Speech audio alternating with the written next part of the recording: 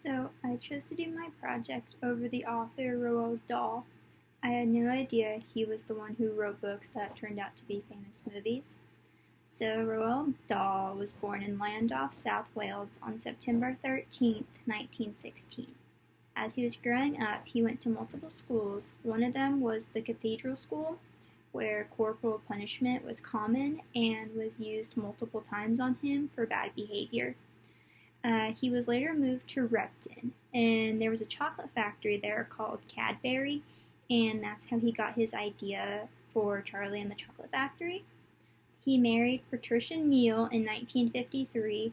They were married for 30 years and had 5 children. And then they got a divorce, and he remarried to Felicity Crossland. 3 of his books were turned into movies. He then died on November 23rd, 1990. There's a Roald Dahl Children's Gallery in his honor. Here are some interesting facts that some may not know about Roald Dahl. He served in the Air Force. He fought in World War II. He was a flying ace and also an intelligence agent, also kind of like a spy. He wrote many of his stories in a shed at the bottom of his garden, and he invented over 250 words, such as snozberries and snoz cucumbers. So some of his work was Charlie and the Chocolate Factory, Matilda, and James and the Giant Peach. His book Charlie and the Chocolate Factory was made into 2 different movies, and his other book Matilda was also made into a movie. So I chose to read the book Charlie and the Chocolate Factory since this is a chapter book. I won't be reading the whole book, but I will pick a chapter to read. So I'm reading chapter 16, The Oompa Loompa. So Oompa Loompas, everyone said at once. Oompa Loompas, imported direct from Loompa Land, said Mr. Wonka proudly. There's no such place, said Mrs. Salt. Excuse me, dear lady, but... Mr. Wonka, cried Mrs. Salt, I am a teacher of geography. Then you'll know all about it, said Mr. Wonka, and oh, what a terrible country it is. Nothing but thick jungles infested by the most dangerous beasts in the entire world. Hornswogglers and snozwangers, and those terrible wicked wangdoodles. A wangdoodle would eat 10 Oompa Loompas for breakfast and come galloping back for a second helping. When I went out there, I found the little Oompa Loompas living in tree houses. They had to live in tree houses to escape from the wangdoodles and the hornswogglers and the snozwangers. And they were practically starving to death. They were living on green caterpillars. And the caterpillars tasted revolting, and the Oompa Loompas spent every moment of their days climbing through the treetops, looking for other things to mash up with the caterpillars to make them taste better. Red beetles, for instance, and the bark of the bong-bong tree, all of them beastly, but not quite as beastly as the caterpillars. Poor little Oompa Loompas! The one food that they longed for more than any was the cacao bean, but they couldn't get it. An Oompa Loompa was lucky if he found 3 or 4 cacao beans a year. But oh, how they craved them. They used to dream about cacao beans all night and talk about them all day. They had only to mention the word cacao to an Oompa Loompa, and he would start dribbling at the mouth. The cacao bean, Mr. Wonka continued, which grows on the cacao tree, happens to be the thing from which all chocolate is made. You cannot make chocolate without cacao bean. The cacao bean is chocolate. I myself use billions of cacao beans every week in this factory. And so, my dear children, as soon as I discovered that the Oompa Loompas were crazy for this particular food, I climbed up to their treehouse village and poked my head in through the door of the treehouse, belonging to the leader of the tribe. The poor little fellow, looking thin and starved, was sitting there trying to eat a bowl full of mashed up green caterpillars without being sick. Look here, I said, speaking not in English, of course, but in Oompa Loompa-ish. Look here. If you and all your people will come back to my country and live in my factory, you can have all the cacao beans you want. I've got mountains of them in my storehouses. You can have cacao beans for every meal. You can gorge yourself silly on them. I'll even pay your wages in cacao beans if you wish.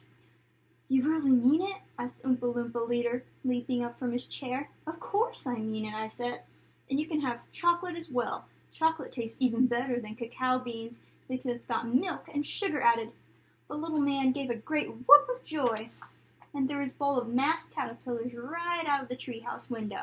"It's a deal," he cried. "Come on, let's go." So I shipped them all over here, every man, woman, and child in Oompa Loompa tribe. It was easy. I smuggled them over in large packing cases with holes in them, and they all got here safely. They are wonderful workers. They all speak English now. They love dancing and music. They are always making up songs. I expect you will hear a good deal of singing today from time to time. I must warn you, though, that they are rather mischievous. They like jokes. They still wear the same kind of clothes they wore in the jungle. They insist upon that. The men, as you can see for yourselves across the river, wear only deerskins. The women wear leaves, and the children wear nothing at all. The women use fresh leaves every day. "Daddy!" cried Veruca Salt, the girl who got everything she wanted. "Daddy, I want an Oompa Loompa. I want you to get me an Oompa Loompa. I want an Oompa Loompa right away. I want to take it home with me. Go on, Daddy, get me an Oompa Loompa." "Now, my pet," her father said to her, "we mustn't interrupt Mr. Wonka." "But I want an Oompa Loompa!" screamed Veruca. "All right, Veruca, all right, but I can't get it for you this second. Please be patient. I'll see you have one before the day is out." "Augustus!" shouted Mrs. Gloop. "Augustus, sweetheart, I don't think you had better do that." Augustus Gloop, as you might have guessed, had quietly sneaked down to the edge of the river, and he is now kneeling on the river bank, scooping hot melted chocolate into his mouth as fast as he could. So that was chapter 16 on Charlie and the Chocolate Factory.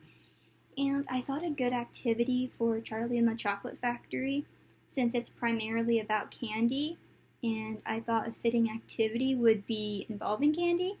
So I thought doing a science lesson would be a fun way to introduce candy and science. So this will give a brief lesson and overview on the 5 senses, so smell, touch, taste, sight, even though they have to rely on their other senses since they won't be able to use sight. So for this activity, I would set out 5 different kinds of candy, such as a Kit Kat, a Reese's, a Snickers, Milky Way, and Crunch. Of course, I would check to make sure there are no allergies, so every child could participate. And the students will be blindfolded, and they will have to use their senses and write down descriptions on their observations. So this will be a fun way for them to get introduced to science, their senses, and starting to write down observations, since that's a big part of science classes. I really enjoyed learning more on Roald Dahl. I like his writing style and how fun and enjoyable his books are, along with the fun story. There is also a lesson, which I like in Charlie and the Chocolate Factory and Matilda. The main theme is kindness, and it'll get you farther than being hatred and being mean. And I really enjoy that theme, and I really like that lesson for not just kids, but everyone, that being nice gets you a lot further than being mean.